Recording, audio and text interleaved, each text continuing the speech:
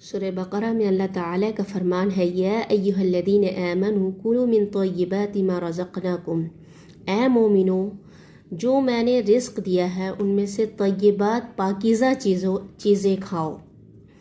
پھر نبی اکرم صلی اللہ علیہ وسلم نے ذکر کیا ایک ایسے شخص کا جو لمبے سفر سے آتا ہے، اشعث اغبرا، اس کے بال پراگندہ ہیں، وہ اپنے ہاتھ بھی آسمان کی طرف پھیلاتا ہے اور یا رب کر کے اللہ کو مخاطب بھی کر رہا ہے، لیکن اس کی دعا قبول نہیں ہو رہی ہے۔ کیوں؟